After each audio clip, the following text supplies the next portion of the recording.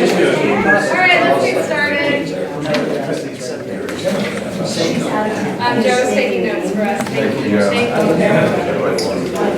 Calling to order 7:02. Jenny's not coming tonight, that's right. She was on her. Yeah, I forgot. Yep. All right, so, did everybody get to look at the minutes? So moved. Thank you, okay. Everybody approved the minutes? Okay. All right, we'll get started with John. You guys want to take over? Yep, I will. Put this thing. I'm Brad Sheffield, the CEO at John. It's not a coincidence actually that I decided to do this presentation, but Stephen, who has done presentations to you before, was on the way. He's actually stuck in an accident, or he's not in an accident, but there was an accident on 64 westbound. Stand still. Terrible. But it's an interesting thing because I don't know how to work on it. Give it a second. Okay. It's an interesting thing because that's one of the things that the wrinkles and stuff that we're trying to work out. I wouldn't say wrinkles, but maybe opportunities, because as he called me and told me that, we have a bus tracking system set up that we can see where our buses are. Eventually it'll be up on UVA's Transload system. But I looked up to see, and we could have gotten ahead of one of the buses and got them on 250 instead of getting stuck at 64. And if I was to bring it up right now, they're still stuck at 64. But that's the stuff that we're going to be working more and more on to try to make sure our communications with our drivers and stuff, not only is the service going to go well, but us trying to get ahead of those very common issues of either 250 or 64 accidents. So today I was just going to go over, just quickly go back over the schedule, but kind of go over some of the feedback we've gotten, touch on a couple of things, but then really I just wanted to get the feedback that y'all might have been hearing, because we're going to just make some tweaks pretty soon here, and I just want to make sure we're getting as much as we can. I will say that the service went off well. The amount of feedback that we've gotten is pretty substantial. I've been doing transit for 20 years, and I don't think I've seen this level of feedback relative to the size of population that's being served. Blown away. For every email, I don't know if it was a mistake, but it was, from a time standpoint, it was an interesting decision to personally respond to as many of the emails as I could. And every email that I responded to, 2 more were coming in. So for the whole weekend, I was trying to get to them as much as I could. But even probably the more difficult feedback that we got about a bus stop location was still very welcome, because the feedback was very productive. There wasn't just any one-offs, kind of no sense to it kind of comments. So we've gotten a lot, and a lot of it, you'll see I kind of did a little wordplay on the thing, the feedback is related to the schedule itself. Right now, this is the schedule that we've put together. And what is not known is we interline this, meaning these buses not only leave Crozet, but they interline with 29 North. And so when that bus at 610 leaves, it actually is finishing up by going up 29 and becoming that old 29 Express. So it was an efficient way of trying to create these schedules to work, but it also kind of created some questions to some residents about, like at the top 710 and then the next bus is 724. It's just the way the math worked out for us. So we're kind of revisiting some of that. We're revisiting some of just where the stops are and such, and I'll get into that, but I wanted to show you this so as you're looking at the other feedback, we can flip back to it and we can talk about it a little bit more.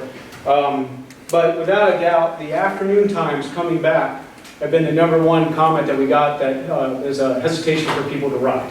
And this is really just hunkering down and working with UTS and UVA to understand the shifts and the people who are leaving UVA, what time they are. We thought we had a good understanding, but we definitely need to work a little bit more in the next week to get that nailed down, because it's by minutes that we're missing that opportunity to carry more. And I'll stop right there and say, I don't know how much more people we actually can carry, because the problem that we have is a good problem, and that the buses are fairly relatively full at this point. I don't have accurate numbers because we need to audit them from last week and this week. As some of you all might know, there's Verizon black spots, I guess, in the area. And so that sometimes messes with our ability to collect the data. So we're kind of making sure that we go over the numbers and make sure we have the exact ones before we start releasing them. But if you're reading any of the next door feedbacks or the Facebook or anything like that, people are riding with like 10 other people on board. And that's not just one bus, that's pretty much all the buses that are running. So while I'd love to jump in and try to solve all of these people's questions and generate more ridership, we also need to keep in mind that we're going to be at capacity pretty quickly. And my job actually is what I said a long time ago, to start looking at bigger buses that need to be serving this area and not just jumping on to how can we do a better schedule. But the afternoon times is definitely a big one. The morning times is another. And we kind of knew this. We were going to have to figure out what is the sweet spot of that. Stops. This is going to be the more difficult thing. We can't stop it only so much before we start dragging down the ride time of other people. There were some questions about weekend service. Definitely on the radar, getting the basics down, and then we're going to look at what kind of route can we run in the weekend of bringing Charlottesville and the urban area out to Crozet and vice versa. Interestingly enough, we got some comments on evening service. So a lot of people said, hey, and I'll point to Valerie because she's one of them who nailed it at Veritas the other night. I work 10-hour days. Your schedule doesn't work as well for me, so how can I get back? But I've also had some that say, hey, I work downtown. Every now and then, me and my spouse go out to dinner, so that makes it a little challenging. So we're going to look into some more unique ways of maybe addressing that, because maybe not run a full-on bus, but maybe something more on demand, so that those people feel like they have that flexibility to work late or go out late or whatever it might be. Better one is better stop descriptions, and I need y'all's help with that. And it is a frequent comment that we're seeing that people are not quite sure what it means. What does West Complex and UVA mean? I don't know either, but that's what all of us in transit seem to call that stop at JPA and West Complex. So I would love to get out to y'all just a list of all the stops, and maybe just get y'all's feedback on what you think we should call them here in Crozet, because I think that'd be really helpful for especially the residents of Crozet. The interesting thing that came up was school bus. Some had some concerns about school bus at the stops, the safety. And then there were really interesting comments, a few about, hey, can you coordinate this so I can kick my kid onto the bus and then I can jump on your bus and go to work? We're looking at that. I've contacted Albemarle County Public Schools. I did it early on, but they hadn't quite worked out their full schedule at that point because of the road opening. And so I re-engaged them, and I'm going to look at our schedule and their schedule to see if there's some sort of synergy that could happen there. Park and ride locations. We haven't formalized anything yet, but there's definitely a need for it. So right now, Old Trail and Start Hill Music Today are open to the ideas, and so we're working on those relationships to formalize that a lot more. Things like liability, insurance, those things need to be worked out. So that's a lot of the feedback. Before I move on, say I'd welcome to hear from what y'all have been maybe hearing, or even if you've written it yourself and what your thoughts are. So lady in the back, gentleman in the back. Have you considered a midday from Charlottesville to Crozet and back again? Because I'm retired, I don't want to go to Charlottesville all day, but I could see going in for a morning of shopping or an afternoon to see a movie or something. There were Charlottesville to Crozet and then back again sometime in the middle of the day, then that would allow for half-day trips. Yep. It's definitely on that list of things to consider.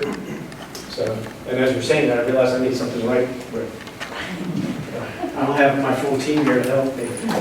Stuck in traffic.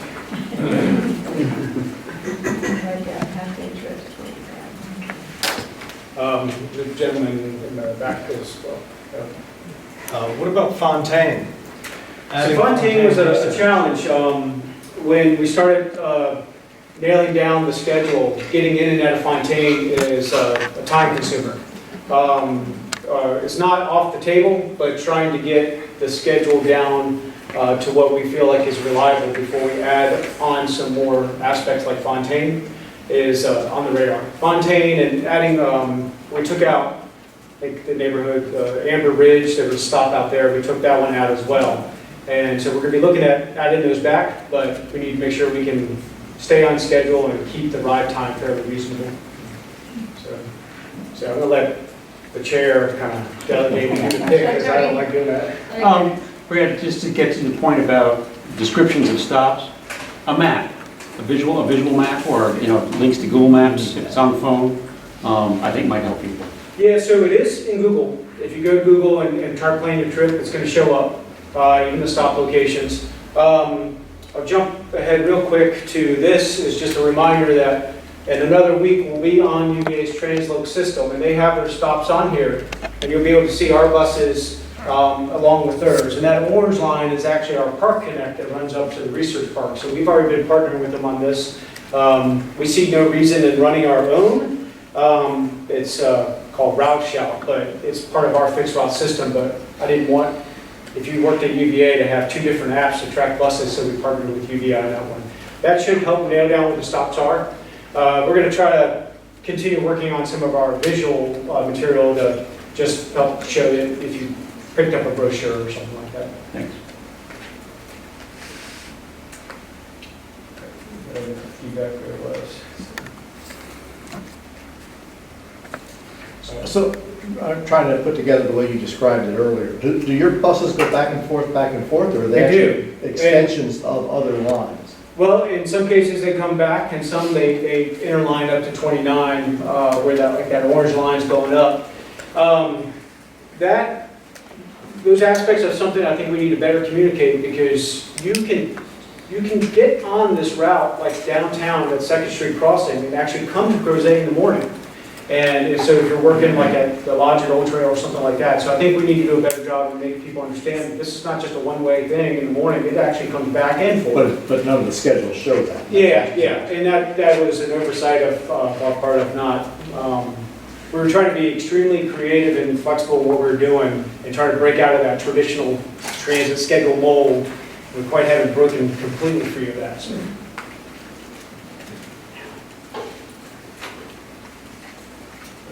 Yes, sir. I've rode it probably 8 or 9 times in the last 2 weeks. Been very impressed with it. I can't change my work schedule. I work 7 to 3, which means I'm sitting around the office till 4 to catch Christmas. I've shifted my work schedule. But one thing I've noticed on the way back, it's obviously a dump route. You're just dumping people off on the way back. We get to Grit. We dump off our people at Grit, and then we pull over and sit for 5 or 6 minutes for no reason. And as far as I can tell, I'm assuming he's trying to stay on route time, but I'm like, well, I wouldn't mind getting home 5 minutes early. I'm sure the German Gap people wouldn't mind getting home 5 minutes. And then if you drop all them off, pull over to the side and sit for 6 minutes. I mean, has that come up at all? I'm just not trying to figure out why it was sitting halfway the route. It was a concern. So I feel fortunate to lead John. And I love my staff, and I think my staff loves me, but one of the problems is if I go running into the fire, they will run blindly in with me. So when I say I need to stay on schedule, they don't, some of them have questioned it themselves to me. We've regrouped with the drivers, and I kind of said, no. If you're ahead of schedule and you're dropping people off in the afternoon, just keep going. It's no problem. Because getting dropped off in the morning is your priority, getting picked up in the afternoon is your priority. You don't care what time you're getting home if it's not late. And so that's where we have those regular conversations going on for me to help them understand that, yes, I said a month ago, make sure you stay on time, but that didn't mean sit around for 3 minutes while people are sitting on the bus. So. Well, I assumed he had a route after that. He's trying to stay, when he left there, but I was thinking you kill between the routes, Yeah, that's where you kill the time in between, or that's where we're just kind of finalizing some of the tweaking of the schedule. If that's going to happen all the time, then we just need to suck up that time and make the timetable shorter. So it's good to hear that, though, because the drivers have already approached me about it. So okay. sheet. Yeah, so I live in Foothill Crossing, and I've ridden it several times, and I love it. I'm so enthusiastic about it. The afternoon time, I usually end at 4:30, and I am kind of on call with a pager, so it's hard for me to tweak my schedule, and it's a little bit hard it's long to wait to 5:20 to come back. Mhm. So that's my feedback of the schedule. Yeah, My you're right, afternoon yeah, afternoon times, yeah. schedule. I think the question about the West Complex stop, some of the shuttle buses at UVA go up to, the West Complex is that building that has kind of a circular drive. It's where the breast care center is and some of the other surgical offices. And some of the UVA shuttle buses go up in there Oh, is and that pick right? people up and drop Okay. them off. So I think that might be where the confusion of that stop, and maybe just saying across from Penn Hall, because it's literally right across from where the drop-off is for Penn Hall on the other side. I don't know, but Well, I think that's where all that's the where the buses stop. confusion I mean, is. the university, the city. That's where all all the of them city stop at the buses same stop, time. but Yeah, their some of the UVA shuttles shuttle go through the bus circle. does go up and drop Yeah, people. yeah, So I think that might be some of the confusion. It would make sense if you're Yeah. used to using that UVA shuttle for the health system, Right. and they refer to it as West Complex, then yeah. It's like JPA, GPA, I forget what they call it, what university calls it, but you can check with University Transit. Yeah, we have, it's, I think, more or less trying to get this really described around what Crozet residents are comfortable referring to things. CAB refers to bus stops more by numbers than anything else. That's an issue, your number. so. I'd also just like to add, over the course of my husband and I working at UVA, we spent over $25,000 on parking. And I just dropped my parking, and he's gonna keep his, but it's gonna be huge savings for our family, so. We are talking about, with UVA, about a flex pass that would allow for people to park a couple times a week and still ride. So they know they can't keep building parking versus actual space to operate in, so. So I'm a non-UVA person, so can we still get to that map if we're those outsiders? Yeah. Okay, so we can still access this map on UVA? So this, you can go to, type into Google, I think it's UVA Transload. The app is called Rider. Okay, If you download it, it takes a couple weeks for the data to get into their system, so our Crozet data is not in there yet, but we're told any day now. okay. The one that I don't really want people to use, but I will show you, you'll see why I don't want you to use it. Let's see if I can. So while you're pulling that up, so I get off downtown and pick up downtown, obviously, and bus drivers are having a problem because they can't idle on Second, so we're always in paranoia that they're gonna leave because the police tell them they gotta move along. Are you considering changing that pickup? Because there's no Which place for them to get out of, it's next to Violet Crown, it's where it ends downtown. But because we we're are, Second. it's where nobody can pull over, and if there's cars behind them and there's police around, they make them keep moving. yeah. We are, and it's also because of some turning radius issues that might exist. I guess this doesn't like having an internet explorer. Did it get bumped or anything? It's just- Sometimes it's just the cord. Yeah, it's a little finicky today, so we'll see if we can get it back up. Ours is just very crude compared to Transload, so I'll go ahead and close it, maybe it'll stop doing what it's doing. But it's there, so we're able to see it, but I have no doubt that Transloads will be up and going pretty soon, so it's a much more pleasant thing to look at. I wish you could see ours, it's so crude. Our vendor needs to do a lot of work, but they kind of don't want to because there's something that's coming that's going to be more interesting than them improving a bus tracking app.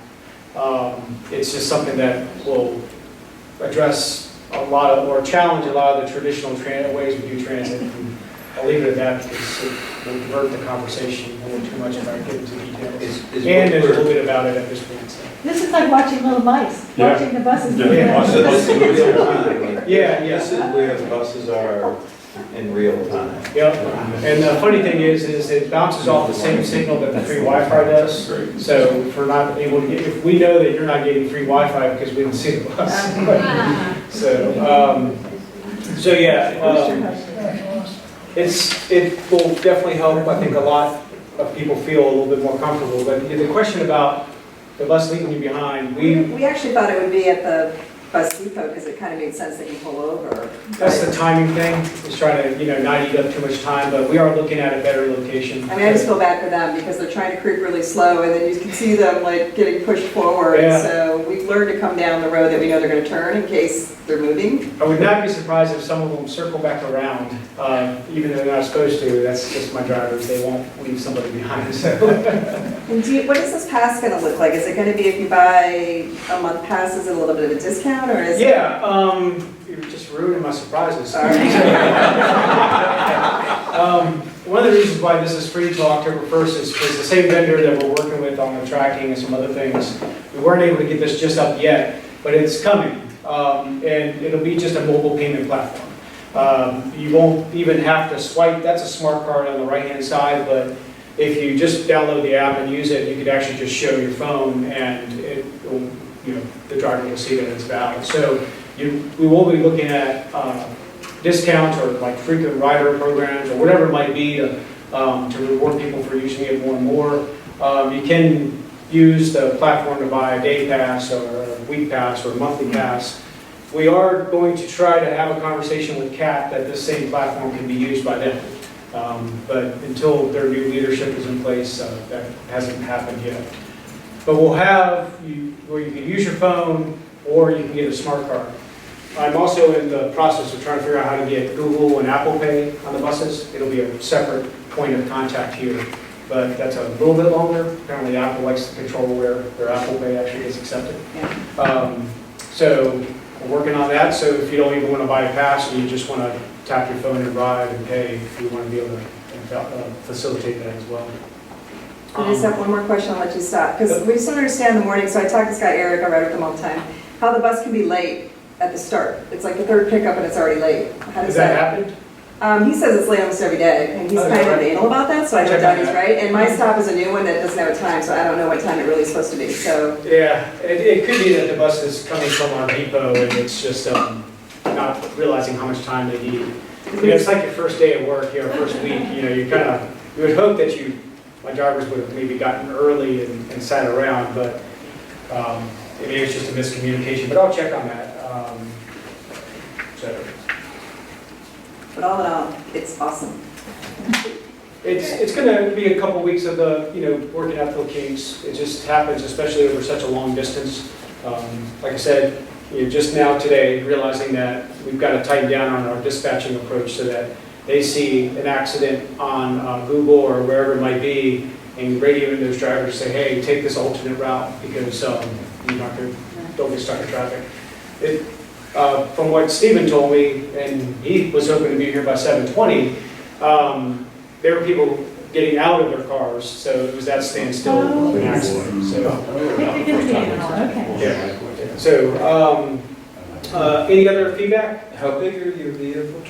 Right now, they're 23 passengers. We have some 28 passengers, and we'll put those, rotate them through the service, but we're already talking to vendors about something up to 36 passengers. We're going to be looking at possibly buying a used one. It's just the way I'm able to, if I get a used vehicle into my fleet, then the state will replace it eventually. Versus than it is to actually have them just replace a vehicle. Hey, it's the system, I play it. But those would be over-the-road type of vehicles that are comfortable with 36 passengers. That's as big as they get. Those are kind of the tour buses that you might see around in some wineries and such. So we're definitely working on that already. Because we know this is not going to stop. I mean, $2 each way, especially if UVA is going to start working with us on maybe helping covering some of that, and we offer discounts for frequent riders. We know that. So have you gotten to the point where your drivers pulled up and they're just full and they're like, sorry? I haven't heard that yet, but full is relative to your comfort. Because if you don't like to sit next to somebody, you may feel like the bus is full. So those are the things we need to start measuring, is that if the bus has 10 or so people on it, that's about half full, which if you look at the seating arrangement, there's 2 seats. And so it's basically probably what it is one person's taking up each of the 2 seats, taking up their comfort zone. Can you stand? Can you what? Can you stand? Yeah, yep, that's why they're low floors, so you can actually hang on and stand. So it'll be a matter of showing people that that's possible, maybe looking at reconfiguring the seating a little bit. What some people don't know is that there's a lever on the bottom. If you pull it, you can actually pull the seat sideways just a few inches, gives you a little bit more room. Making people aware of those things is what we need to start working on. Are they all gonna have bike racks? There's a poor guy struggling tonight. They should all have bike racks. They did not. He had to lock his to a fence, because he had his big story. and I'm he gonna locked give to you a my fence cell 'cause he number so that you can call me. I love that. Apparently, some big bike guy had one bike that he had to like chain to a fence because he couldn't get it on a bus, and then he had to carry a collapsible one and put it in a seat. And I felt kind of bad for him because he's trying to do the right thing. Yeah, I will jump on that tomorrow morning because I thought all of them had them It's on the there. difference if it's the dark colored one or the light colored one. Light ones don't have them. The light color ones don't, so they're the robot and the space bus, is that? So, The dark blue or black ones all have them, but the light Okay. colored ones don't. yeah, they hold two bikes apiece, and we heard early on that people were going to want to have that. So I'll double check. They don't take long to mount onto them, so they act as great deer guards. We have piles of them that have just been damaged, but they're like $500 a piece. So I'd rather pay $500 than like $1,500 for my front end of my boat.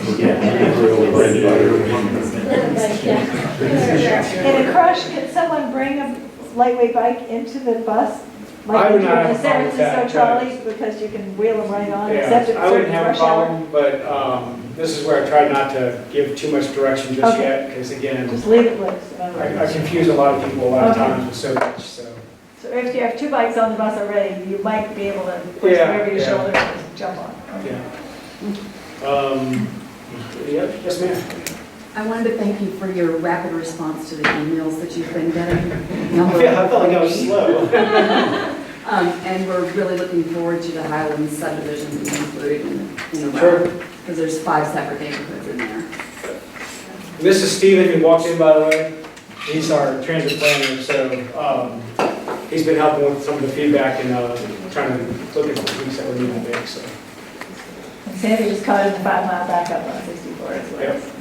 We had Those two counts on the right. survivors.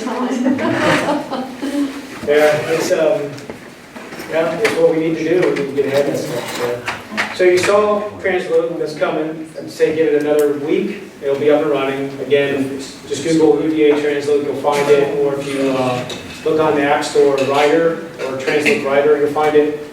This is coming, we're going to say October 1st, it'll be a little bit earlier, so maybe we'll tap a few people maybe to test it out. I don't want to release something that might have a few bugs in it, but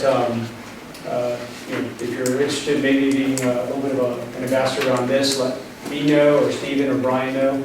We'll look at hooking you up on that.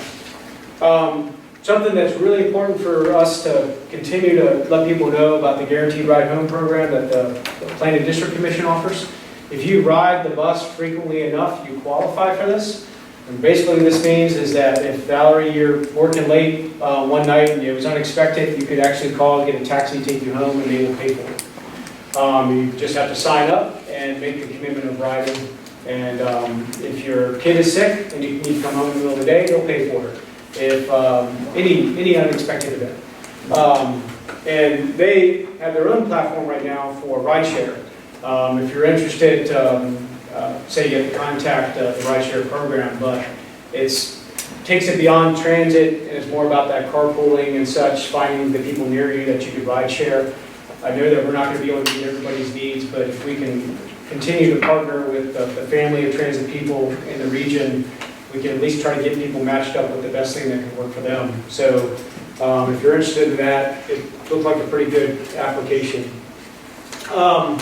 This is, that's a screenshot of their software. It's kind of not that easy to see, but you can see where you can kind of get a sense of who around you is riding and those kind of connections. So just the next steps that we're looking at, I want to get y'all's feedback and finish assessing all the feedback we're getting this week, develop those tweaks, even possibly shift some stops. Right now, you'll see that they're on concrete bases. We did that on purpose so that we didn't know the stops were going to be in the perfect place, and so we can move them around. Next week, we'll start pushing this out to the riders to say, hey, here's what we're thinking about changing. Last thing we want to do is that solid riders that we have now, we don't want to lose anybody. So we'll try to find that right balance. My hope is by the end of August to publish something that's revised. We're kind of playing with this a little bit because we all know near the end of August is when the congestion hits the area, especially around the grounds. And so we're trying to build that into the schedules, but if we find something right before we release the schedule, we might hold off and do one last assessment. That doesn't mean we're going to stop tweaking things. Once we have a solid schedule, we can still add something or make some additions. I wouldn't say changes, but it really is contingent on us keeping the schedule that we put out there and keeping the ride time short. That's what we would do in that kind of interim. But then come late winter, early spring, if any major changes are needed, that's when we'll most likely roll them out. After this end of August, beginning of September, we don't really want to change it much more. We want people to start to know it's something that they can expect. But I'd also say, hopefully by late winter, early spring, this new paradigm and what we're looking at doing might happen too. So I'll come back and let y'all know what that is, because it's really cool, really interesting. It's a big team. So we're pretty excited about it. That's it. Any other feedback? All right.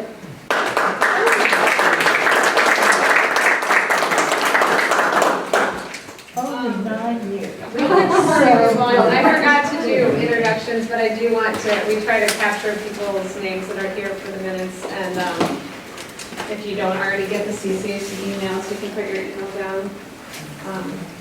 Sorry.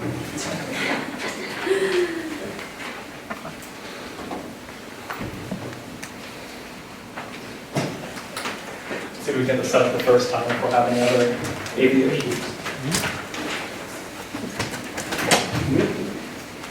I'm really excited about you guys taking off like that. It's awesome. It is definitely good response. Yeah. Good to go. Yeah.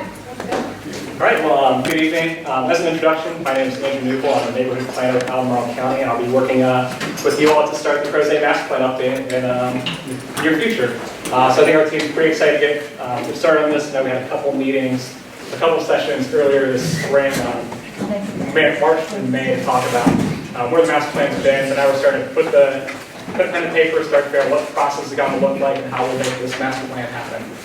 So my hope for this, we have an hour allotted time, the agenda. I hope we don't use all of it, but our hope is that this is kind of a conversation about, as staff, what we've pulled together so far, how we've been listening to the community, trying to find out how we can support this process, get your input on the process, how feedback will work in the schedule, and then at the end we'll kind of wrap up with a discussion about the roles of everybody in the process, how we're going to make this master plan update happen. We know it's been a little while. We've got some work to do to get everything caught up, and I think we're excited to get started. So I think it's a background that we had earlier in the spring. This was identifying community development work program for this upcoming year. The next couple of years is starting the fourth quarter of 2019, so about this October, going for a long ways and eventually wrapping up with review and adoption by the Planning Commission and Board of Supervisors in the final couple months of 2020. So we had 15 months outlined for the process. And so from there we decided that this is something that tells a whole lot of staff about the way we need to go, but it's a good framework for us. And so we've generally tried to chunk out the timeline into a couple different phases. Probably lines up with what we've done in the past out in Crozet, but also with how we've approached planning with Cantops recently, and just how we can get the vision, get the detailed strategies figured out, get the plan refined, and make sure it's a place where we're comfortable adopting it before we bring it forward at the end. So right now we're kind of in, very interesting, what we call phase 0, kind of the pre-plan process. Staff have been doing work this summer to kind of scope out what we need to talk about, figure out who our stakeholders are, engage them, do some data collection about where Crozet is currently and what we need to identify moving forward. We're planning to start with a community visioning phase. I'll talk a little more about that later. That's the first phase we're talking about tonight. Starting really high level, and that gives us some time to talk more about the areas we really do need to focus on. We have some background on that, but we need to get to the full community room, and we'll touch on a few other ongoing topics that make phase 2, which is where we're going to talk about technical recommendations, where we draw lines and colors on maps, focus out more in 2020 in the first couple months, probably January through April. Then eventually move into plan refinement, work sessions with the Planning Commission, board, the CAC, and so on. And then hopefully bring it back with plenty of time to get it done before 2020. So really the big public participation push will be in phases 1 and 2. We'll talk more about, it's not going to be 8 straight months of engagement. We've got some plans to space it out and make sure that you all are not fatigued, and also that we're creating a deliverable plan from this. But our focus really is to start with the vision, our guiding principles first, then move on to the specific recommendations and technical details from there. I'll talk a little bit more about why that's important. So I think what I mentioned, this summer we've really been working to wrap up the Pantops Master Plan. We've had a couple other projects on the back burner. It's been a good chance for us to get caught up on a couple other projects. That includes the residential capacity analysis that I've talked about a few times. That's in theory, with the land that's left in the development area, what is the build out? We do that for the whole county. We're refining our model and trying to make it a little more sophisticated, hopefully a little more accurate. We're hoping to, we've got the rough numbers figured out. We're trying to make sure those are vetted and double checked and they are accurate. We're comfortable releasing them. And we're planning to release that as part of a full report in hopefully early September. Don't hold me on that. We're trying to get that done. This has been on my priority the last couple of weeks, but we're hoping to get back to that and have that information by the time we start the master plan process. We're working on coordinating some of the related projects. You guys are probably aware that the Barnes Lumber redevelopment is moving forward. We're starting to get the Crozet Connect shell off the ground. So there's a lot of exciting projects happening in Crozet that do have a lot of ties to the master plan in the process. So for example, with the Barnes Lumber redevelopment, part of the development agreement that the board signed a couple months ago with the developer included the county's going to do a parking study with the master plan. We're still trying to get that figured out when we'll do that, but that's going to be part of this update. We need some time to get that going to make sure we can include that in the recommendations and make sure the technical work we do is going to work this spring. There's a traffic study ongoing with the Barnes Lumber site for most of downtown, so it'll be really good information for us about how we can improve traffic operations in downtown. And there's also an agreement that the county will do a market study, I think by the end of March 2020, and that will really support a lot of the work going on in downtown, helps get a better feel for the business climate and what we can support realistically from new development. So I think in some ways starting with vision does give us time to make sure we understand what the master plan is, make sure that we have clarity in the guiding principles and the big things we're trying to focus in on. And then we can start to make sure we bring that all forward in the spring. And finally, we're trying to draft this engagement plan that we'll kind of bring out to you tonight and talk a little bit more about. As part of that outreach, we've been scheduling meetings with a bunch of folks. I've been out in Crozet a bunch. Did some weed whacking with the trails crew a couple weeks ago. Went to a DCI board meeting a couple weeks ago. We've been working with CCA, reached out to a couple other organizations. I had Steve in our office last week. So we're trying to get a handle on what's going on, what is everybody working on, how can we support you throughout this process.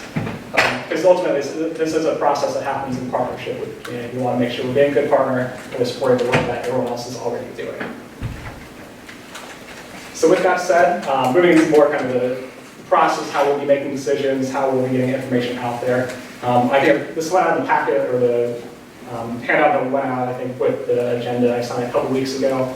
But generally, our approach to engagement is really we want to provide a variety of opportunities for the community to get involved, because we realize that 7 o'clock on a Wednesday might not be the best time for everyone. So we're trying to provide a lot of ways for people to have their voices heard. Also provide, hopefully ways that are fun as well. So besides, the kind of formal meetings that are these town halls, kind of workshops, Friday opportunities, we'll be out here for probably office hours or other kind of pop-up meetings we'll try to show up at. The Farmers Market or the Arts and Crafts Festival to be determined. We're trying to find out dates and make sure we get people at those places. Set up kind of curated meeting of box questions. So if you have an HOA or other community group you want to bring these questions to, still shoot us your feedback. We'll try to support you in that and provide those opportunities when we think they're appropriate and when we have capacity to. But finally, sometimes the best way to make a plan is to not just sit inside a room, but to go outside and experience, sidewalks, the trails, and understand what's really on the ground. I think especially for us as staff to understand the conditions. So we're hoping to find opportunities throughout the process, throughout this entire update, that we can really get outside and hopefully get some more detailed feedback, especially if riding a bike or doing a hike is more your thing than sitting in a meeting for a couple hours. So really, again, just try to make sure we cast a wide net with the engagement opportunities, make sure everyone that wants to be at the table can get to the table, and also provide multiple forums, multiple opportunities to hear from the community. This is not to say that we expect to be at everything. As staff, we know that we'll be out here a lot. We're planning for that. We're excited to do that. Our hope is really to provide a lot of opportunities for the community to get involved. So I'm going to jump a little bit into the phase 1 schedule in a second, but before I move on, do you guys have any questions about generally our philosophy and where we're coming from with that feedback loop and this timeline? Okay, go ahead. I just said looks good. All right, great. Perfect. So that's the fun part. We have to figure out how we actually implement that schedule. So we've, I'll share a little bit about the phase 1 as we see it. And as I mentioned, this is really about visioning, helping build the important understanding of why master plan is important. Because as you all are aware as CAC members, this really is the most important document about land use and development, transportation, and how we preserve green space that the county has to both guide new development and guide our investment in Crozet. So this is a really fundamental part of the process to make sure we understand what we're doing and what is kind of the scope of this project and where we've been as well. I will reiterate, this is an update to the master plan. We're calling it the master plan update. We're not starting from scratch.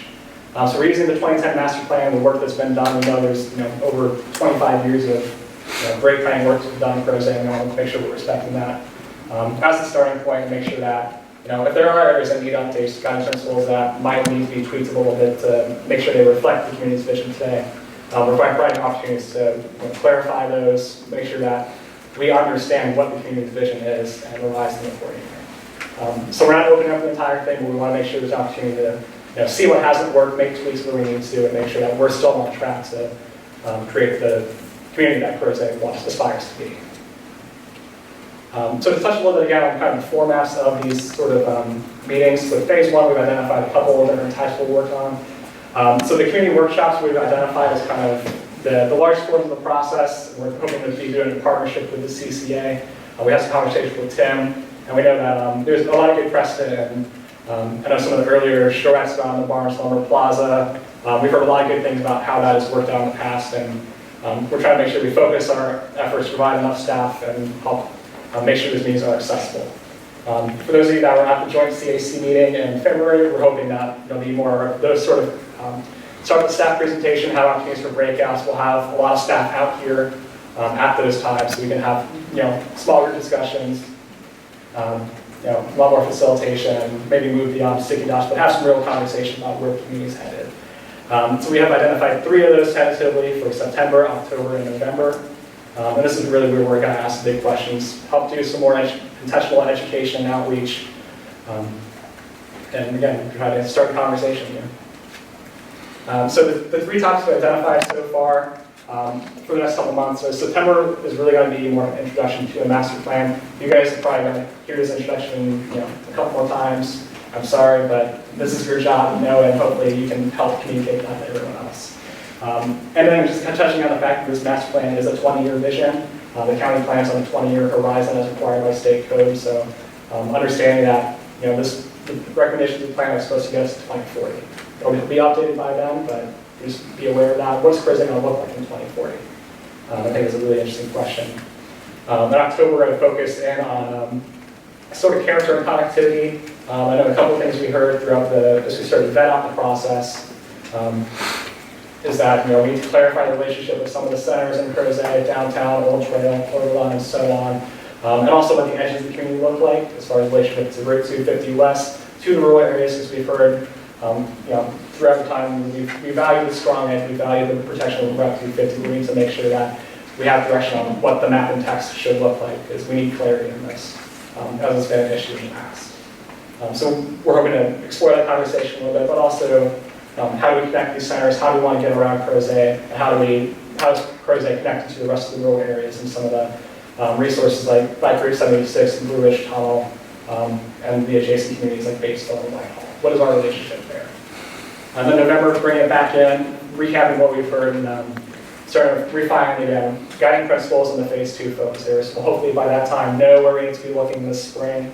And from there, we'll be able to get down to the nitty gritty and start to scope out recommendations, draw lines, colors on that, and work from there. We will not have a big meeting in December. We'll give you some time off because we know that late November, December is pretty crazy as far as holidays and schools and other commitments. So we try to make sure we're respectful of that. We are planning a couple other community conversation sort of topics here. Those are kind of the more dispersed, smaller opportunities. Hoping to provide not just office hours, kind of passive opportunities. We'll go sit in Mud House or Grit or the Artisan Depot for a couple hours and drop in and ask us questions, talk to us if you have questions or just want to have a conversation outside of the big old meeting. So we're going to hope we can do some stuff like that throughout the fall. And hopefully in October we're thinking we can hopefully get outside and do a little more of a tour or discussion. We don't know if that'll be bike, walk, maybe we can find a way to get on a bus or a trolley per se. But we're going to try to do something like that in October. Stay tuned. We're still trying to find out how that could work and what the scope of that will be. Oh, we got probably. And then finally, last but not least, a big part of this is we do want to make sure that we're working closely with the CCAC. And I think I may have mentioned in my email when I sent the scope out a couple weeks ago, is that we started to develop kind of this feedback loop and our general approach. Our staff kind of put together a working group with Ann, Jenny, and Alan. We brought in Tim to have the CCA's voice in the process, have some background on that, to help figure out how we're going to get this plan going. I think kind of the preliminary role we discussed, and Ann will kind of lead this conversation later, was separating some of the engagement opportunities from the CCAC's regular meetings to allow you guys to continue to touch on regular business as you need it, and really use you guys as a sounding board for how this process is going. Really focusing in about, are we reaching the people we need to? Is this clear? Are we on the right track with this so far? So we'll hopefully have plenty of opportunities to check in back with you guys as a group to make sure we're on the right track. We'll check in back with you guys in November about the next couple months of phase 2 schedules. We'll see what work makes tweaks as needed. And ultimately forward that recommendation to the board in December. We'll check back in with them, make sure they're cool with everything, and then we'll move forward and go into the spring. So I've just thrown here's the types of things we're going to do. I've thrown it all at you, and here's what we pulled together is kind of a draft schedule. This is all tentative. We've not scheduled any locations yet. These are generally where we think the timing will work. As I mentioned, the thought was to separate from the CCAC and allow you guys to kind of be the feedback loop on how the process is going. So we heard also is we want to be sensitive to school scheduling, holidays, and make sure that people are in town. This community has a lot of parents, a lot of families in it, and we want to make sure that we're able to accommodate that. And we're also trying to make sure we have our planning commission, board of supervisors when we're in the same room. Kind of knocks out Tuesdays and Wednesdays, and the second half of the month, our staff has other commitments to the other CACs in the county. So here's what we put together as far as, here's what we think meets that criteria, and we welcome the discussion on this. Basically starts September 9th, we hope to launch kind of the first workshop, that first kickoff event. Check that with you guys a couple days later and have an opportunity for just checking back with us later September. Either we can be at Mud House or something for office hours, or we can try to go find an opportunity to go set up the farmer's market on Saturdays morning over there for a couple hours. October again, kind of the same schedule. We're starting the first Monday, or one of the first Mondays, and a couple days before the CCAC's meeting. That second workshop focused on our centers and our edges, character and connectivity. Check back in, have an opportunity again for office hours, and then hopefully later in that month we'll have a chance to do a tour somewhere and get outside before the weather gets too cold. November we'd have to make a slight tweak just because of I think that the first couple days of that week are off school.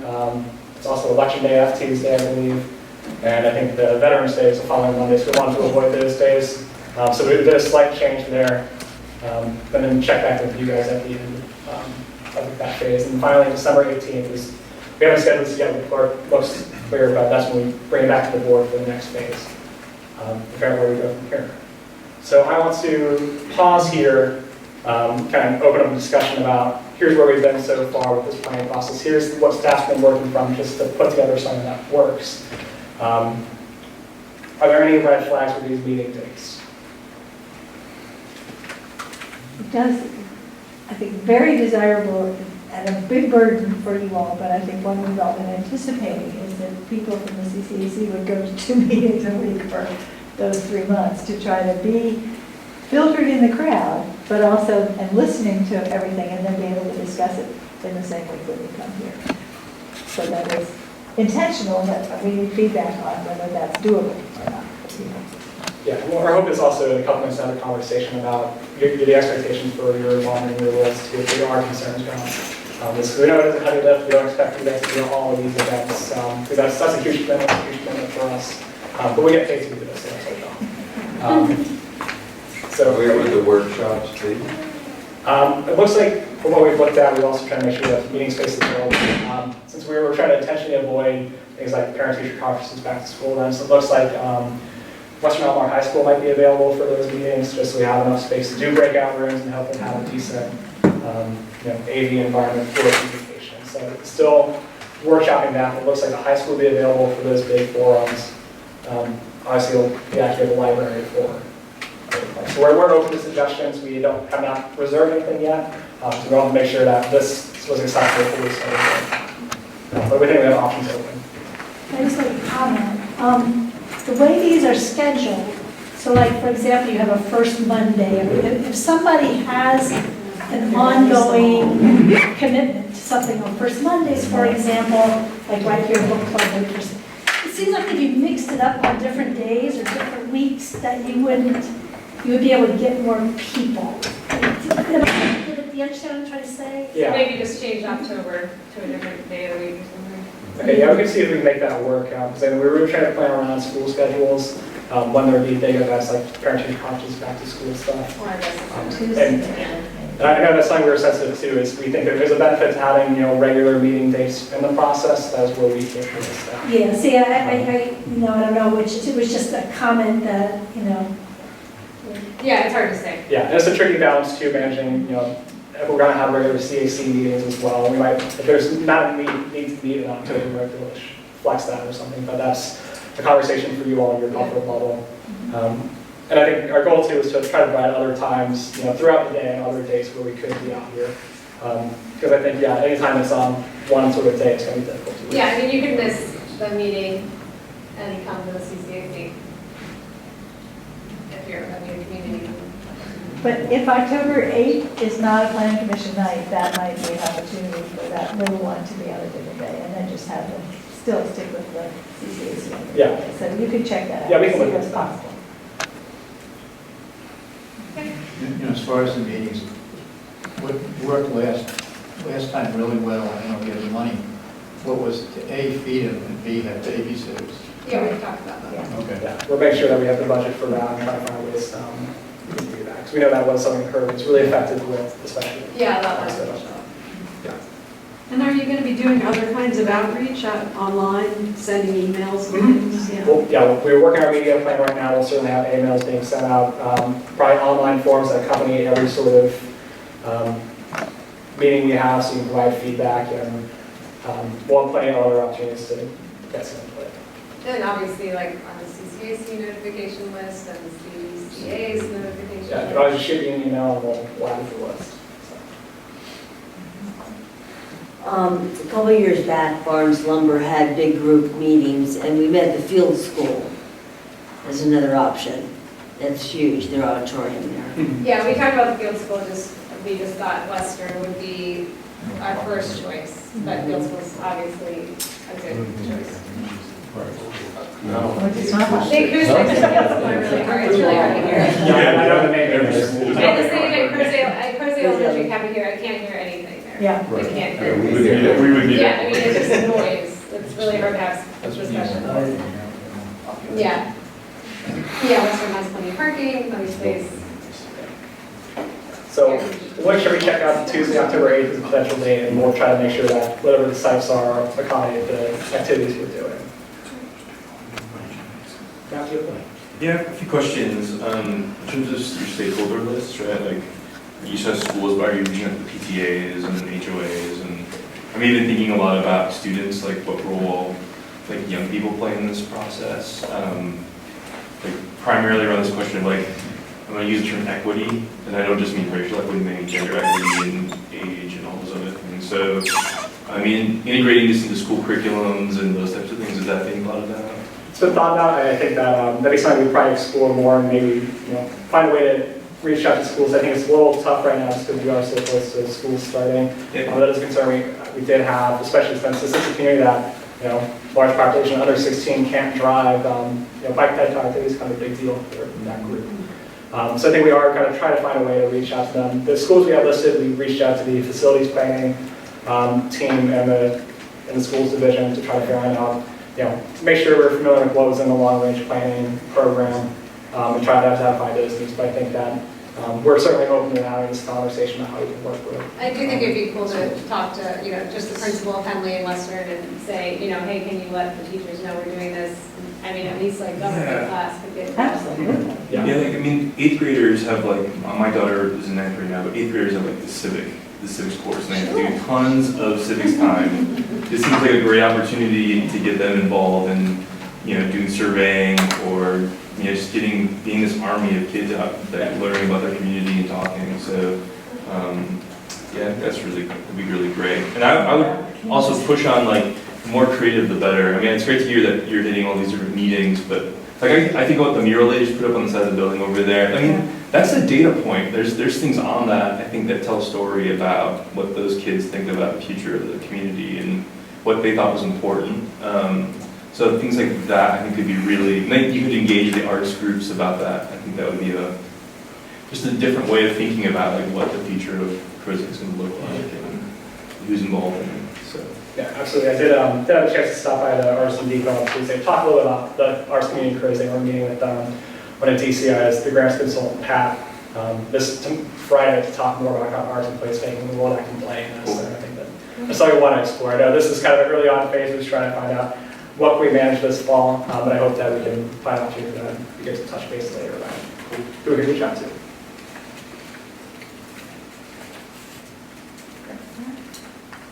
So again, this is all tentative. We'll continue to workshop this, and hopefully, I think as I mentioned, I did mention this, we're bringing this phase 1 schedule, the scope to the board September 4th, sometime during that day meeting. So we're going to continue refining this over the next couple of weeks, but this is mostly a check-in, make sure we're on the right path, and we'll hopefully have the refined schedule, send that out to you as soon as we have it, with dates and times, and we're excited to go from there. The workshops are planned for the evening. Yes. Yeah, so we'll start figuring out a time, location, and how long that'll take is, obviously we got kicked out of here at 9 o'clock. So we're getting close to people's bedtimes. We want to make sure that we can accommodate that, and also people will be able to get here from the city without having everybody be late because of an accident on 64 westbound. So we'll work through that. Maybe ride the bus. So we're going to start to transition a little bit from the top production, so the process, the schedule, into more, the CCAC's role in this, how staff sees a role in this, and I think this will be more kind of conversational feel to it. So I'm just going to lead off by saying this is, as staff, this is what we understand our role to be, as really, we are your professional staff in community development. We're working extensively with the other parts of the county to make sure that we have a plan. That's ultimately a policy document that we can implement, we can act on, and we have the resources to implement it. So our job is to be the facilitator for this process. We are the long-term guardians of the plan. We make a professional recommendation, and we have to work with it. So our job is really to facilitate the process, help organize it, help get you all together, and get the community's pulse, and really be the translators of your vision into the policy recommendations with what's doable under the state code, with zoning, with comprehensive planning principles and best practices. So we're the bridge between your ambitions and the technical side that has to be covered with the comprehensive plan.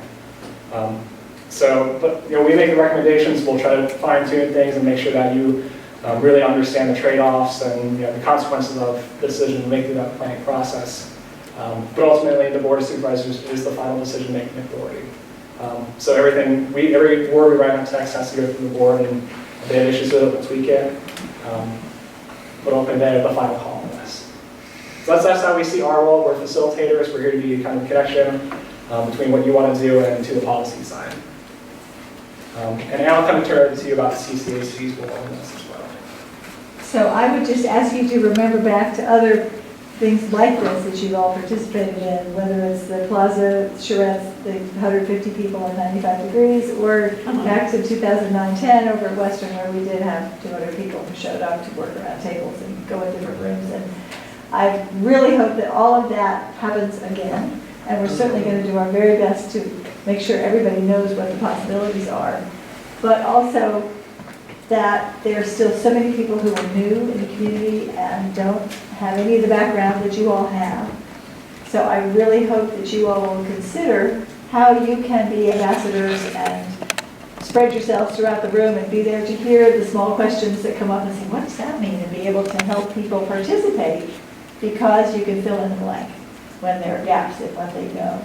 So that's sort of my little background for you, and I think there are those questions on the next slide that I really want to hear what you all see as how you can participate, because we really want to be able to go to the board and say, this is not 16 people in the library, this is 250 people who came to multiple meetings and ate lots of pizza and worked really hard and made this stick, because then it's something that gains a lot of respect from the folks downtown at the board meeting. This is just a technical note, I just want to make sure I add in there. If there are 3 of our CCAC members present, it is a public meeting, it has to be noticed under FOIA.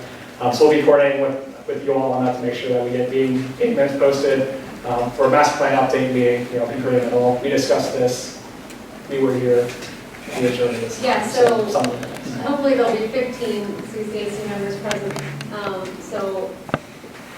Obviously I will help with the agenda and posting stuff, but we will need somebody who will do the minimal minutes, and I don't want Joe to have to do it every time. And we kind of need a backup too, just for when Mike, so that Joe doesn't have to do it every time. So if anybody's willing to start doing that, since it'll be twice a month for the next few months. If I'm there, I'll pitch in. Thank you. And I think with that too, we'll have to see how it goes as far as, hopefully, I don't think all 15 of you will show up to our office hours like my house or something, but maybe we'll just find out, just let us know if you're coming, just so we can make sure we're noticing these things appropriately, because it's a legal requirement. You're saying if there's 3 of us, one of us should leave. I won't say that. They can come back later. I put that in the minutes, but. Well, if we notice all of them, that we have to do minutes for all of them and agendas for all, every office hours, it just would be, I don't want to have to do that. God, it sounds like a lot of paperwork. Well, except if there's a template Yeah. that you just fill in the blank, who was Yeah. there, the date, the 3 things that were talked about. Sure. It's almost better to notice all of them with the template than to have to worry about who's going to come and not. Yeah. And we got into big trouble with the board because out of Perone, a 3rd board member showed up who wasn't supposed to be there. And we got criticized like mad because there were 3 of us there, even though we didn't talk to each other. So I just want to make sure there's no egg on our face for any of these technical things.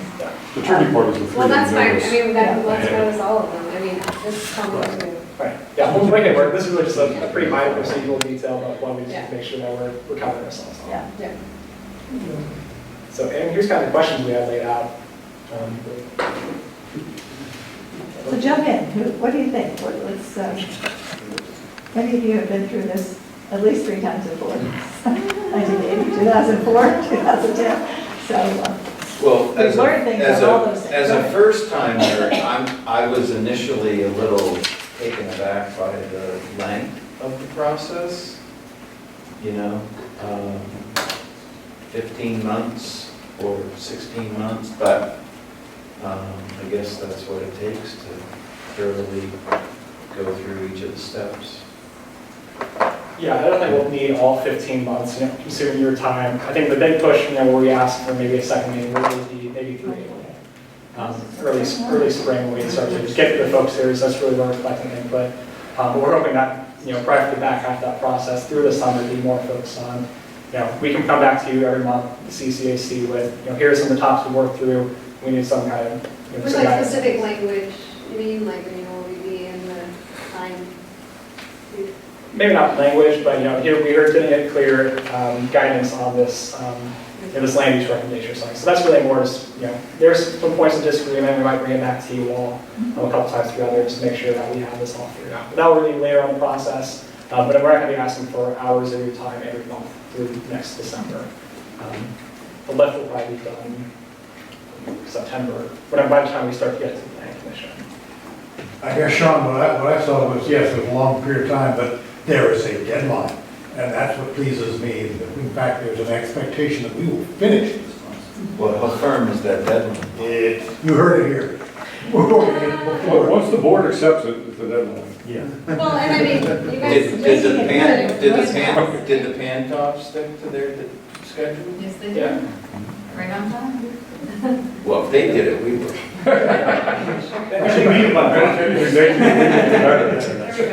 I think with Pantops too, we did have a transition kind of in the middle of the process of, a lot of staff turnover. We did have some issues after we got through the entire input process about, wait, we never talked about our guiding principles or our vision. So that's really why we're going to make sure, let's do a little bit more work up front to make sure that's clear and everyone understands why we're doing that. So that was a hiccup that kind of set us back a couple months on that. So I think this is manageable. And the great advantage of this is that there is a draft, I think there's one already that can be the starting place to do. Oh, they didn't have one? Because they didn't.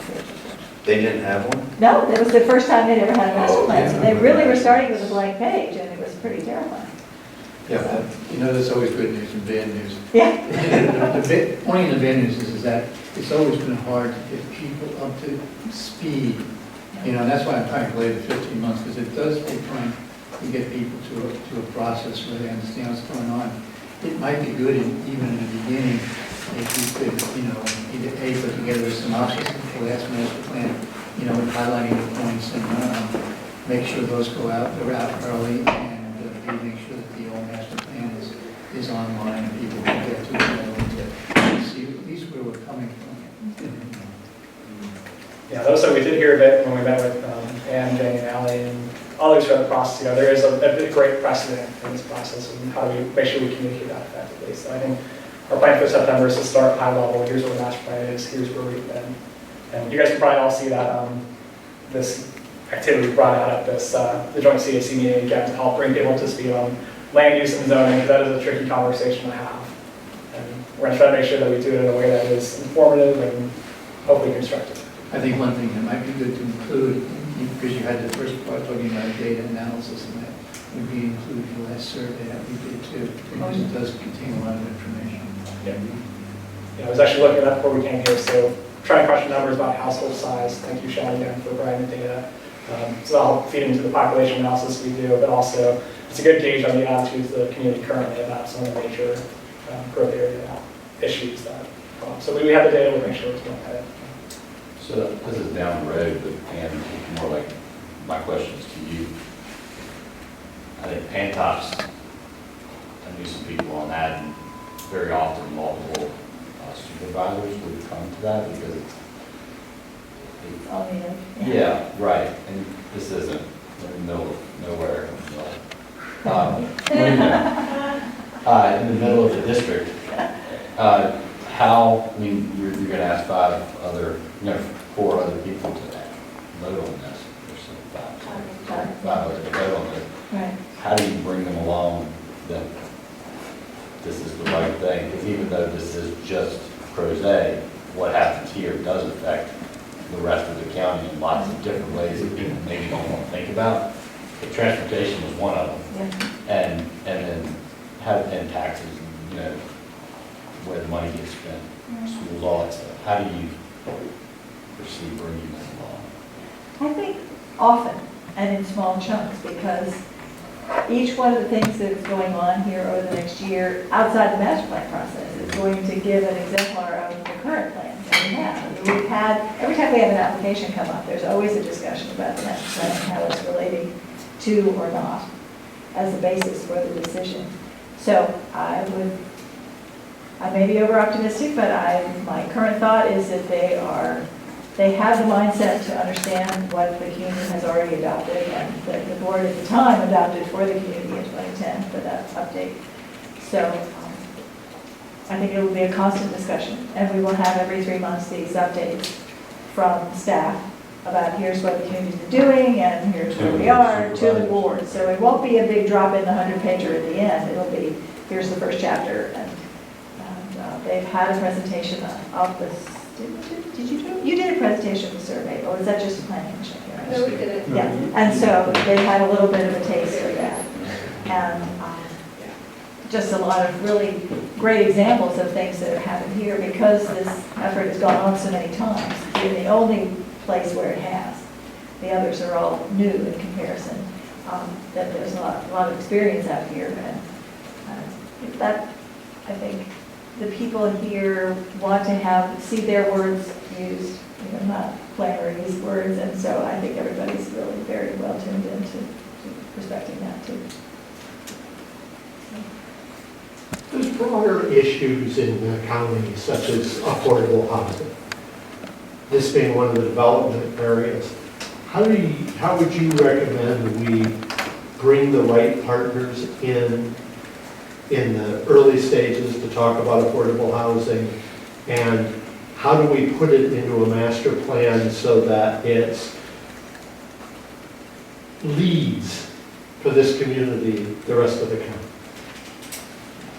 That's a good question as far as this first phase and how we sort of lead that discussion. I know internally as staff, we do have a new housing principal planner on board, and then who's heading up the county's housing needs assessment and housing policy update that is going on. So Stacy Pepe will certainly be in a loop on this process. And, as far as other stakeholders, how to get them to the table, I don't have a whole lot of background. I know that I did have someone from Habitat reach out to me just to ask me updated about this process.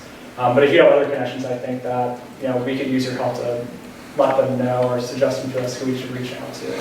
Think about like Impact Charlottesville and folks like that who are working really hard on this issue, and somehow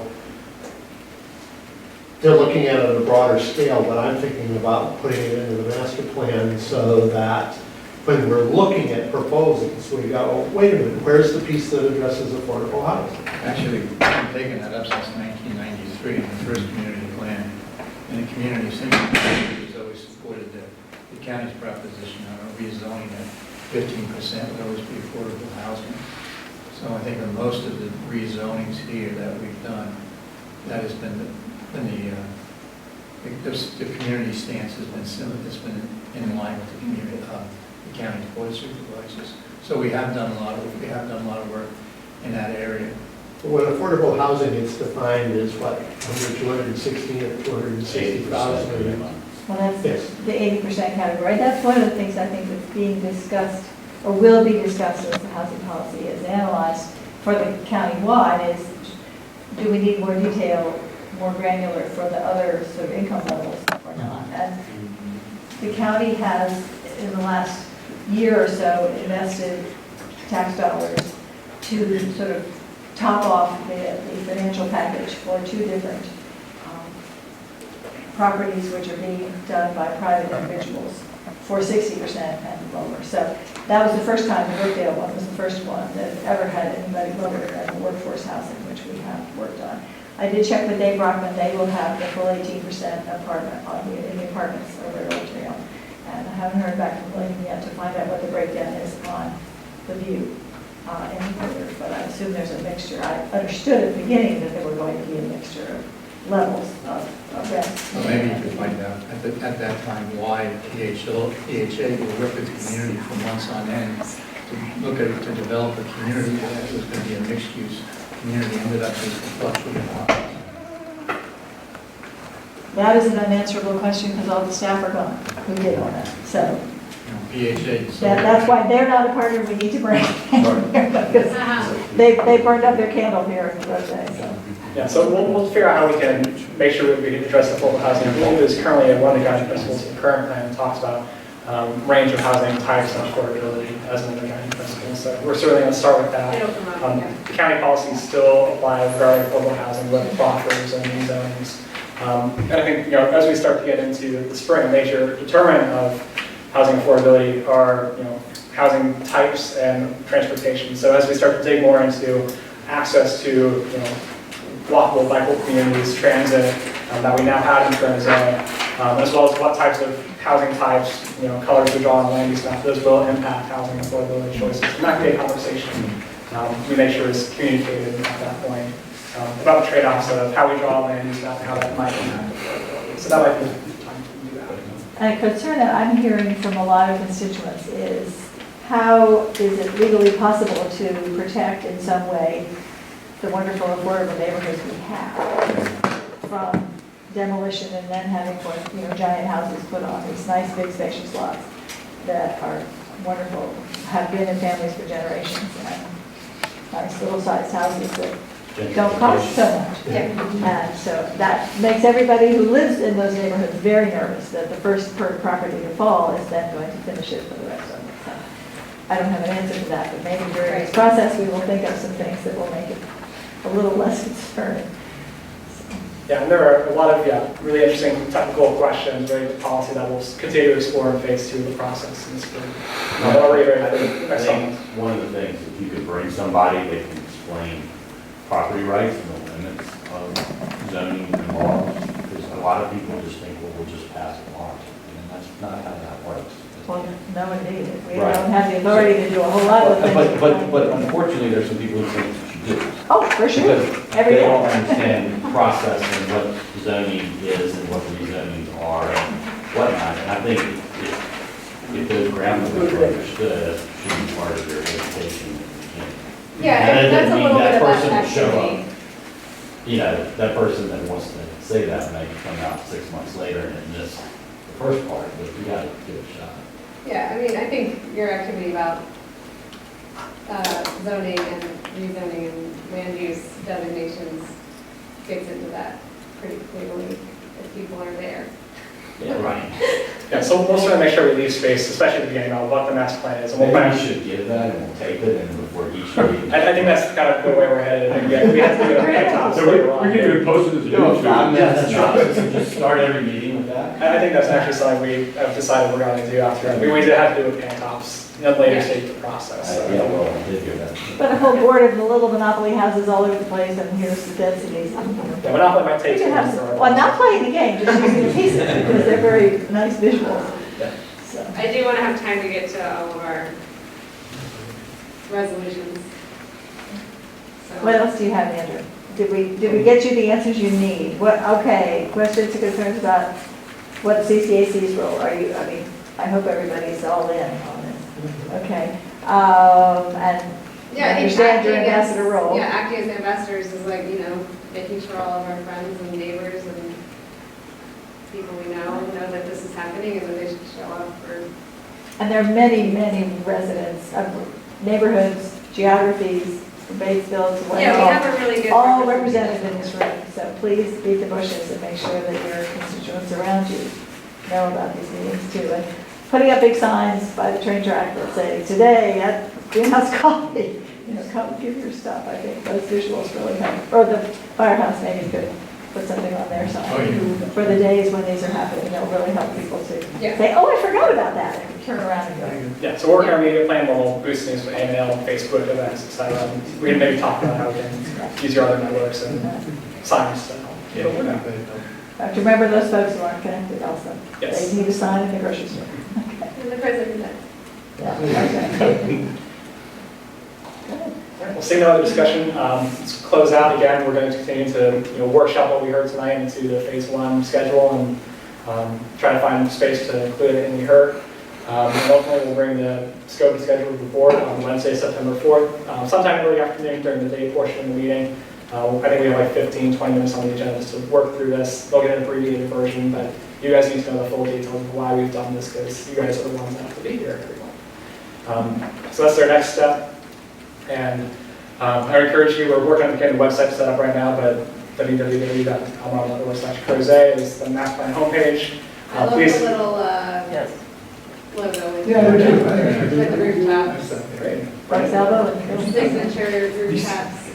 Yeah, so, yeah, you see on the bottom corner. So we'll try to make sure everybody's consistent and know this is associated with the master plan.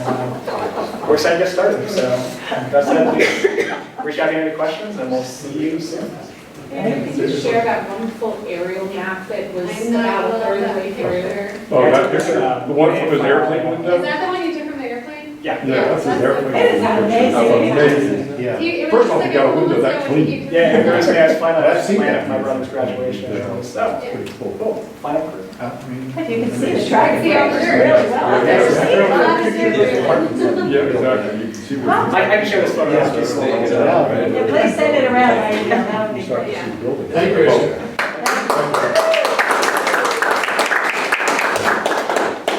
I'll be asking Andrew to give post on the CCA website. Good. Also post the slides online on the county website as well, and probably send out a recap. Be sure to tell Amelia that you got it for us. I put it in the notes. Okay.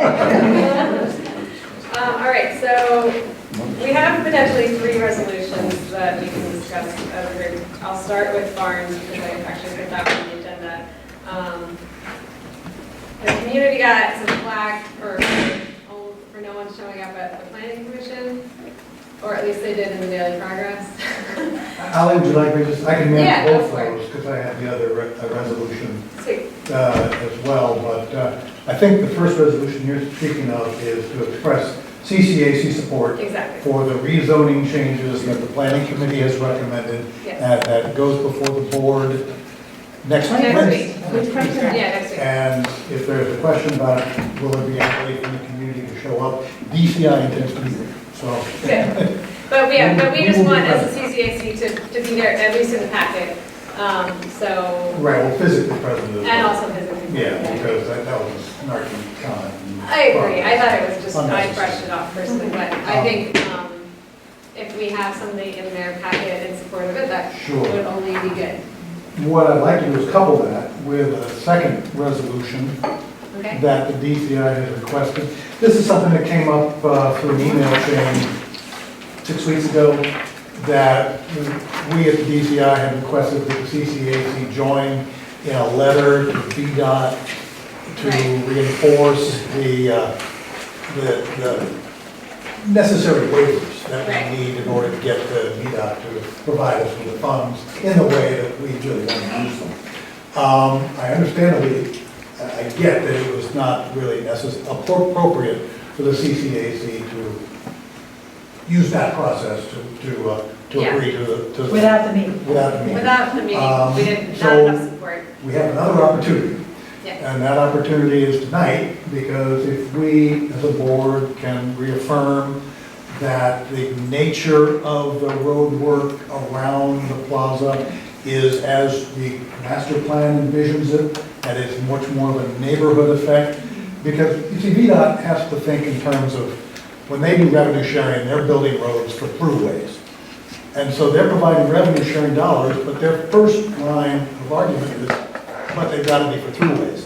And we are trying to argue that, no, this is not for a throughway. This will alleviate pressure on existing throughways, but ultimately it's also a destination. So it's a little different and deserving of waivers. We will make that pitch to VDOT tomorrow. So that's why I'm bringing this stuff today. So it's a very short paragraph. It's not nearly as legally robust as what Joe puts together, but I'm hoping that the board or the committee can accept this resolution. So what I would propose, if you've got it in front of you, are these words with additional words that support the zoning issue before the board of directors. I don't have any words on that, but I think it'd be pretty straightforward. So I would only ask for appropriate waivers are they, I mean, that's kind of a blank check. It is kind of a blank check. Without knowing what to support. The detail that I can provide is to say that VDOT would like 10-foot wide roads with 5-foot bike lanes and 8-foot sidewalks. And the concern is that what you get when you 45 build miles it, an hour. and 45 miles an hour Our speed design limit, speed, which is. that you will get nothing but cars and cars going fast. So the request is, wait a minute, let's go down to 8-foot roads. Let's go down to 4-foot bike lanes. Let's go down to something that will, and 25 miles an hour as opposed to 45, so that we make sure that strollers and bikes and pedestrians all have equal rights on these roads. And it doesn't just become another throughway. So that's the essence of the waiver request. But also, if you lower the speed, you can have more intersections closer together. Yeah. No, I'm just saying, just And as smaller traffic circles, which there are two, so that there's enough room to actually build the downtown. That's right. Otherwise, we're paying. So those are the nature of the waivers. Yeah, okay. The turning radii and all that business is all fine.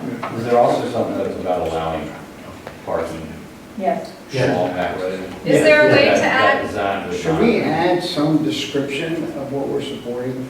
I just, just Yeah. before we Read go the there. paragraph here, maybe But I'm that'll saying, help. should we support like like slower speed limits? Should we give an example in that statement that sort of, Yeah, we can. Has the county already done that though? It's specifically, like, if we want Yes. 25-mile-an-hour speed limits, then we should ask for 25-mile-an-hour speed limits. Well, And then the roads and intersections and Is the it smaller. is it fair to say that the design plan that we put forward represent what we'd like to see?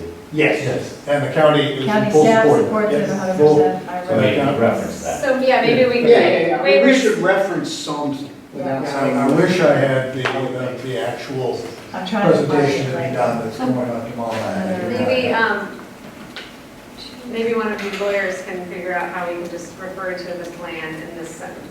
Right, just say the current design, as represented in the current design. Well, you could just say that the Current CCA, application, rezoning application before the council. the CCA supports the VDOT regulation waivers being sought by Albemarle County Council in conjunction with the Crozet Plaza New Council.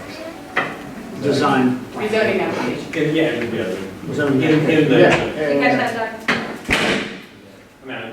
I mean, I should probably be. Joe can read it. I should probably write it. Yeah, I'm right, I should do it. Right, I do get it, I think it has more strength than it I has. agree completely, because this is Some so big. description, Yeah, so big. I didn't Just know how like- much Yes, the yeah. group really wanted to engage, more the merrier.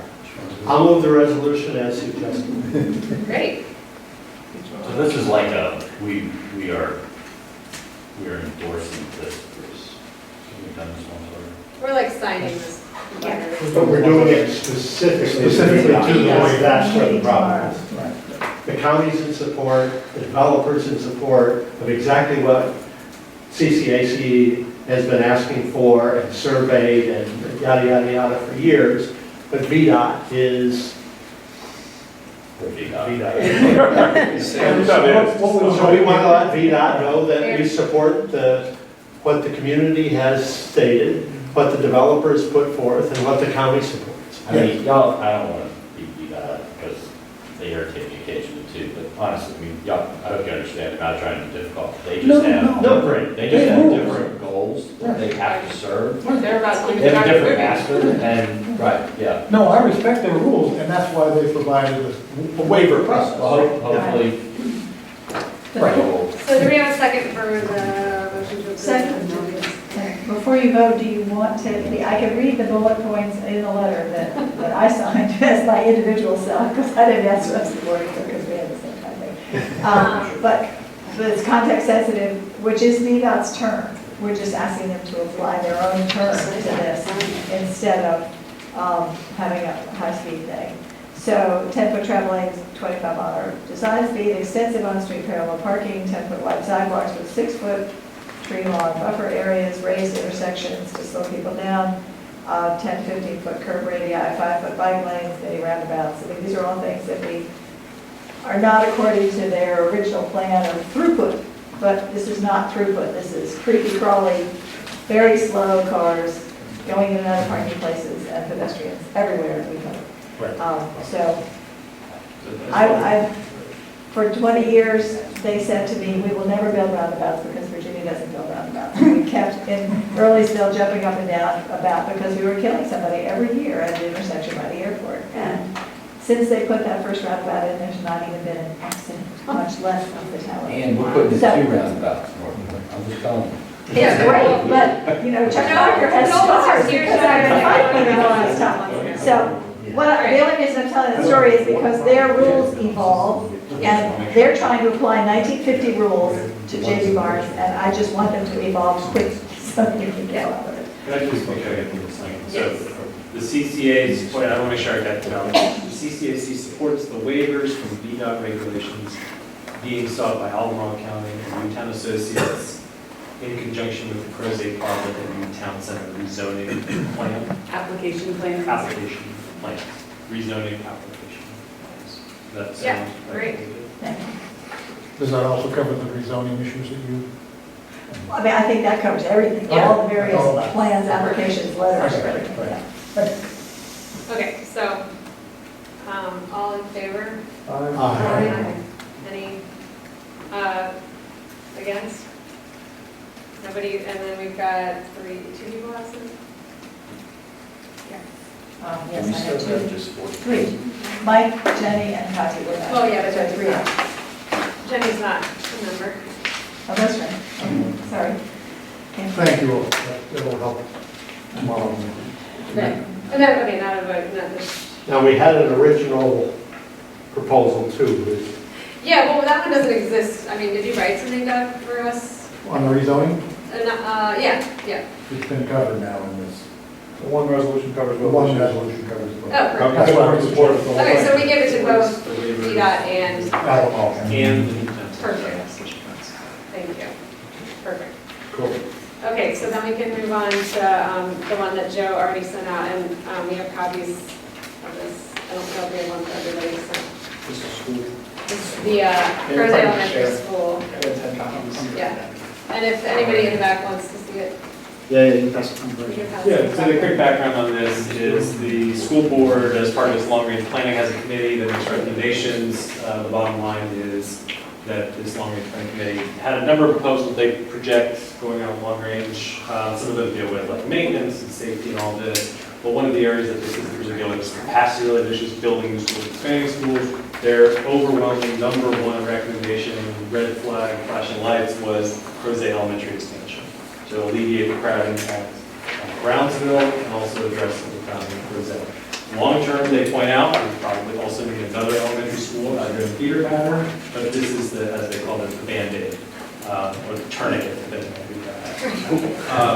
So I went to the meeting on July 11th, when this plan was being presented. I was the only person from the public who spoke at all. Stood up and said I appreciated their concern and the fact that they were taking Crozet school seriously. It's my understanding, based on the daily progress report. So what I went to on July 11th was just an initial presentation to the school board. They were just listening. They had an opportunity, the school board had an opportunity to revise those priorities that were presented. They didn't make any changes, and it's my understanding they will be voting on that on the 22nd, which is why we're talking about this right now. So I thought we would just adopt this resolution. You can see the language. I tried to keep it really, really generic and just say, look, as your committee points out, schools are crowded. This is a great idea. Please don't change a thing. Please fight that out. So, that's Move right. the resolution. Second. Any comments or? You say they're going to be discussing this and vote approving it? My understanding is that they will adopt essentially the recommendation. So that's the next step, is to basically adopt, say, we agree with recommendation, adopt them and say, that's what they're going to go forward with. Board of Supervisors, they take that to the board for the capital. Is this the position of both PTOs, Crozet and Brownsville? The what? Is this the position of both the PTOs, Brownsville and Crozet? Support? I don't know. I don't have to do either one. So, there were no PTO representatives at the long-range transportation meeting? Not This past the long range, well, when I was there, not for the initial meeting, I was out on the 11th. Okay. That was just the initial presentation of the report. I was the only one from the public who spoke. There were people from the committee there who spoke. Yeah, I mean, there are so people might on be the more- committee that. Yes, people from the committee, but in terms of Okay. members of the public. I mean, in the past, they haven't been notified, so I just wanted to make sure that there were actually people, parents from the school. Well, I don't know. I know who were Amanda was actually there. Okay, great. That's good. So what do you expect to go? again? Yeah, in my, I would say too, if this passes, I'm happy to go to the meeting on the 22nd and basically just read this to them and. What is the process, just so I understand? They take these recommendations, say the school board says, we want to, this is our order that we believe in. Then they go ask for that money from, right? From the board, right? Does the board then pick and choose, or just say, you asked for 180, and we're going to give you 160? And you figure out what you do with their 160? I'm not trying to start a fight, I'm just wondering. Oh, you're absolutely right. We Is are that not, it is their job to prioritize Right. and pick which one they want to spend money on the most. Yep. Last year, it was the center to get, to have the, basically it will be 100 or up to 200, I think, students from Alabama who will be doing their work at the center there at Condyle. And that was a way to expand their curricular offerings as well as save a whole lot of money on building a full-time high school. I mean, it seems like a wonderful idea. But they also have proposals. I mean, their statutory obligation as the school board is to present a needs-based budget, which is, this is everything we need to do the job we think we're supposed to be doing. And from my perspective, it's probably completely unattainable in their whole list. But I know that all I managed to retain was that the very first thing they wanted to spend $2 million on was locking doors and things, and I think that's all. But anyway, so we'll see how that comes forward. But they will bring their list to a joint meeting in September, and then the CIP committee process will begin in November, or October, November, to be ready for budget warfare to start in January. But does the board make those decisions? Does it come as a recommendation from the long-range planning committee and or the school board to the board of supervisors? Yeah. Or through the CIP committee, and there'll be various layers of recommendations that go into the process. And we will also go back and revisit all of these different recommendations throughout the budget process too, because things do get remastered. But the board of supervisors will not say to the school board, well, here's $40 million, but you have to spend it at Crozet Elementary instead of the high school center. We don't have the legal ability to do that. That's what I was trying to understand. We separate the funds by instruction and capital and those kinds of things. It's interesting, most jurisdictions, the school budget also contains all the capital investment. But Albemarle County, the local government side takes care of all the capital, which is a big burden on local government, but it's Well, I think that your answer makes this resolution more important too, because we need to make this part of the initial request. We can't just go to you later and say, no, we really. No, I think the horse will have left the barn later. Yeah. So this is really the time to be doing it. Okay, so any other comments? Yeah, I mean, I've been reading, following this in the news and that, and I think if this is going before the committee soon, we should vote on it, but I would have felt a lot more at ease with a vote if the PTOs from both Brownsville and Crozet came to the CCAC and presented the position, so that we could have supported that.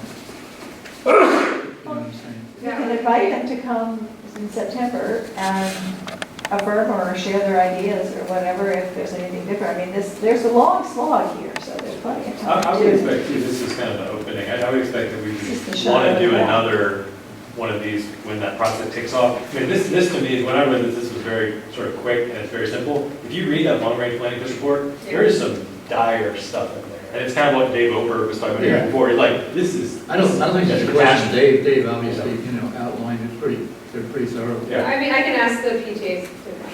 I just wish they would, Yeah, I mean, perhaps we could maybe test them that. I mean, several of us are parents at Crozet, so I can speak for myself. Right. John, Josh, who else has kids at Crozet? I mean, we've got some of us represented. And I know the Brownsville parents are very upset about all of the learning cottages. So they are anxious for classrooms. I was so shocked when I was told that 100 more children showed up on the first day of school than they were expecting last year. They don't have, How is that? well, it's bad enough to have the classroom, like the trailers, but the trailers are actually also taking up space. Like, they're in the yard, the place where we usually play softball, so it's kind of direct. Anyway, are we ready to vote on this? More discussion. Sure. Okay. That's a whole nother discussion. They can't figure out how many kids are coming to school, right? I understand it's hard because people move around town and nobody tells anybody. They just move and go. Well, and they base, we heard when, what's her name, Rachel, what's her name? Rosalind. They base it on birth records, which was 5 years ago, like their kindergarten next week. So until the kid gets to kindergarten, they're only basing their projections on birth records. So how many people moved here since they had the baby 5 years ago? A lot. Better than that. Yeah, which was, We can do better than that's that. not, people moved this summer too. Yeah. Got 6. All right, so, No, and I will, I will change the date on it for services as long as. all right, everybody in favor? Aye. Opposed? Any abstains? Okay. All right, so we are running out of time, but the last thing that we could potentially write a resolution in support of is the park board. Maybe you've heard some things, rumors, leaks, whatever, about they're requesting funds, right, for a new facility at the park, which will also include a lot of space for after-school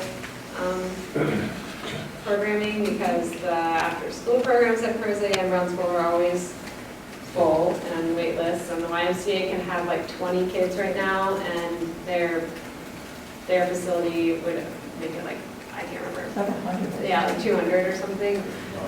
So they've already presented to the board, or the school board, right, about the after-school program, and they're going to the board next week. Drew Holsworth from the park board is going to present to us the whole plan. He's out of town right now, and Kim is also out of town, so no one can come tonight, but they are going to come next month and tell us all about it. But if we as a group want to write a resolution in advance of their presentation to the board next week, we can do that tonight. I think it's premature. I really want to know a whole lot more about their plans, and I'm very annoyed with that park board because they don't report to anybody. They're just doing their own thing. I live right next door to the park. Yeah. I have no idea what's going on. The rumor was that that little house was going to be daycare, which freaked a lot of people out. This is basic public information for what is essentially a public property that's run by a private group that's just not, they're just not doing their job, so. Yeah, it was really nice when Kim was on this committee and we could stay more up to date. Yeah. And I hope that We somebody need from to the park get one board back on. would join this committee again. That was really helpful. I would So- agree that, I think their presentation is sort of the first shot, Sure. and there will be many more I agree. details to come. That's So- this coming week. It's the I 21st. heard it was September, I didn't. That's what I heard, that they were Okay. coming next week. That's fine. Maybe that's not even true. Okay. I mean, where? Actually, I have to double check the They're- agenda. Yeah, I don't know, they are asking the county for money, or are they going to have their own That's what I capital? understood. It's a percentage is what they were hoping Yeah. that the Yeah, county then they'll would have put a in, capital they're campaign. gonna, And they're raising private. Right? yeah, 80/20, something Yeah. like that, so. Probably They're did gonna need do to the grow 80. up. Yeah, so we can wait until Drew comes next time. Yeah, let's get them on the agenda for next month. And then the last thing that we kind of keep kicking down the road is something about Eastern Avenue and the long range transportation, or whatever it's called, the transportation report that I think I sent out a while ago. But when that came out, Eastern Avenue got bumped up a little bit, but we've talked about as a group maybe making a push for, it's time to start cleaning up, maybe making a Thank push you. for just really being noisy about needing Eastern Avenue. And so that's something that I'd like to discuss. What I would encourage, if you will dial back a few years when the library was floundering and getting it to be funded, was 3 or 4 of you came month after month after month, different faces Right. every month, posters And that's what we need for to do. 3 minutes Yeah. to keep this, I mean, I am raising as much hell as they will allow me to raise at every possible community activity, whether it's MPO or the board meeting or, and Kevin McDermott, I mean, it is one of the 2 top things now. Yeah.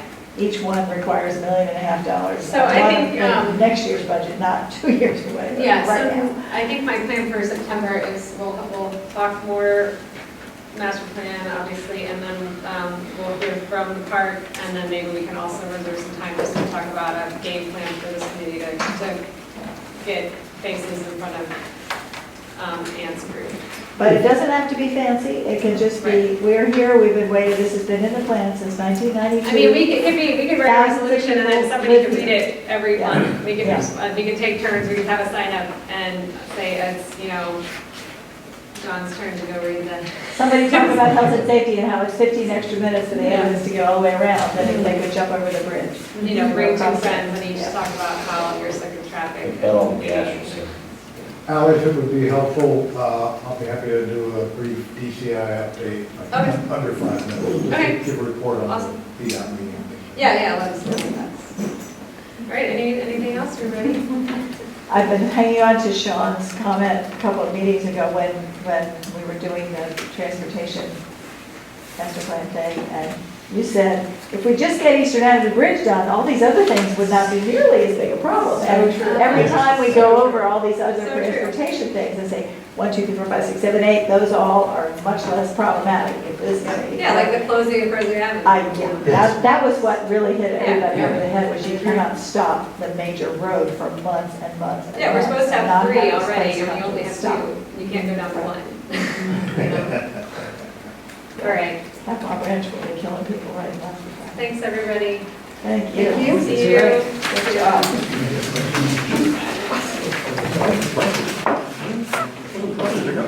Oh, so, for Doug, do you